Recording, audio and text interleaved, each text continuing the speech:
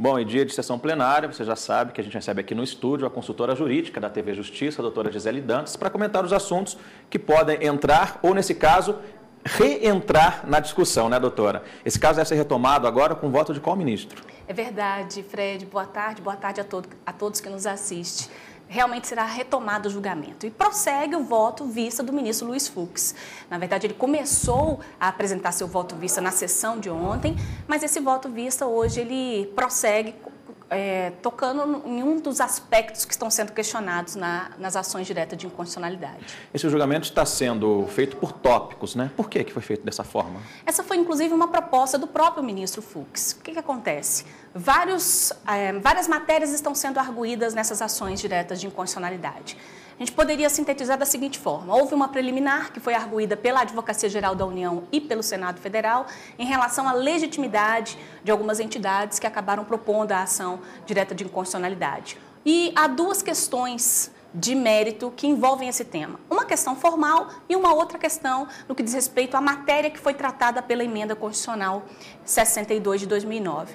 Então, uma proposta do ministro Luiz Fux foi no sentido de que os ministros do Supremo analisassem cada um desses pontos por tópicos. Por quê? Porque a análise de uma poderia gerar a invalidação da análise dos demais aspectos. Por essa razão, analisou-se primeiro a questão da preliminar, ou seja, se as instituições eram ou não legítimas para propor as ações diretas de inconstitucionalidade. Isso já foi julgado. Isso já foi julgado. Inclusive, qual foi o entendimento nesse sentido? Foi de que tanto a ANAMATRA quanto a ANAMAGES, por representarem apenas parcela dos magistrados, e a Constituição Federal ela prevê que uma confederação sindical ou uma entidade de classe de âmbito nacional propõe a ADI. E os ministros entenderam que eles apenas representavam uma parcela dos magistrados e entenderam, então, pela ilegitimidade deles. Por esta razão, duas ações foram extintas. Tá, e nessa de hoje, qual é essa ação de mérito? Bom, o mérito, na verdade, agora, os ministros já passaram pela preliminar, conforme eu acabei de mencionar, e passaram por uma primeira questão de mérito. Qual foi a questão analisada de mérito? Em relação ao que a gente até viu na reportagem, que diz respeito à votação no Supremo. O ministro Aires Brito já havia se manifestado em relação a isso, mas essa não foi a posição que prevaleceu. Prevaleceu a posição da divergência, que foi aberta pelo ministro Luiz Fux, e eles entenderam que esse aspecto não ofendeu a Constituição Federal. Agora, eles passam para a análise do mérito no que diz respeito às inconstitucionalidades materiais, se elas existem ou não. Ou seja, se alguns aspectos previstos na Constituição Federal, como dignidade da pessoa humana, princípio da moralidade administrativa, foram ou não ofendidos. Doutor, nós temos mais assuntos. Hoje a sessão plenária do Supremo continua. Um recurso extraordinário pode entrar na pauta dos ministros. Ele trata das faltas graves cometidas por detentos que acabam perdendo um benefício.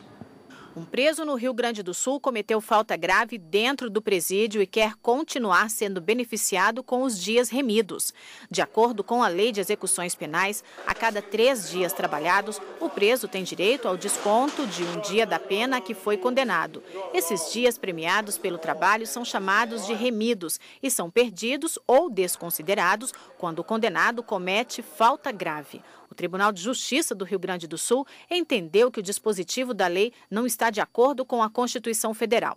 O Ministério Público quer que incida a regra da Lei de Execuções Penais e aplicada à súmula vinculante número 9 do Supremo. O STF reconheceu a existência da repercussão da questão constitucional suscitada. Agora, os ministros vão decidir se o cometimento de falta grave importa na regressão do regime de cumprimento da pena e na perda dos dias remidos pelo trabalho. A PGR opinou pelo desprovimento do recurso. O relator do recurso extraordinário é o ministro Luiz Fux. Bom, doutora, nesse caso a gente viu na reportagem que os detentos cometeram faltas graves, né? Quais são essas faltas? Fred, é bem interessante mencionar a respeito disso, até porque é a Lei de Execução Penal que estabelece o que pode ou não ser considerado falta grave. Eu poderia exemplificar citando, por exemplo, portar celulares dentro do presídio. É um dos itens que caracteriza a falta grave. Incitar ou participar de rebeliões também caracteriza a falta grave. Outro aspecto, não obedecer à ordem do servidor, não cumprir as tarefas que estão sendo determinadas, os trabalhos que devem ser executados. Então, são exemplos de faltas graves previstas na lei. Aí há outras consequências para o cometimento de faltas graves que podem prejudicar aí o detento? Na verdade, existem outras consequências. A gente viu na reportagem uma delas, a questão da perda dos dias remidos. A lei de execução penal prevê também, por exemplo, que aquele detento que cometeu uma falta grave poderá ser submetido a um regime disciplinar diferenciado. Ou poderá perder parte dos dias remidos. Poderá também, como consequência, ter revogado o benefício da saída temporária, do trabalho externo ou até mesmo do monitoramento eletrônico. Uma outra consequência é que isso também poderá implicar numa regressão de regime. O que é isso, Fred? Alguém que está num regime prisional menos severo, comete uma falta grave e acaba indo para um regime mais rigoroso. A gente falou aqui de dias remidos. Para a gente explicar para quem não sabe o que isso significa, são os dias trabalhados, né, pelo detento. Ele perde, porque cada dia trabalhado é um dia a menos também na pena dele? Existe uma proporção, Fred. A ideia é essa mesmo, é descontar da pena a cada 3 dias trabalhados, há um desconto na pena.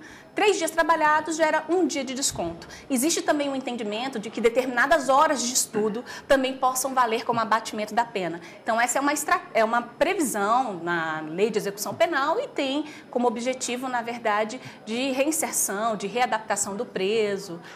Tá, para a gente encerrar, doutora, de que maneira esse julgamento poderá afetar o sistema penitenciário brasileiro? A gente viu também que foi reconhecida a repercussão geral. E isso acaba repercutindo significativamente, porque a decisão que os ministros adotarem deverá ser observada por todos os demais membros do Judiciário. A grande discussão aqui é porque existe uma súmula do Supremo, de 2008, que reconheceu a constitucionalidade de um dispositivo da Lei de Execução Penal. No entanto, esse dispositivo ele foi alterado em 2011. Então, em razão dessa nova redação, que permite que, a partir do cometimento de uma falta grave, o juiz poderá descontar 1/3 desses dias remidos. Doutora Gisele, obrigado mais uma vez pela participação. Até semana que vem. Até. Tchau.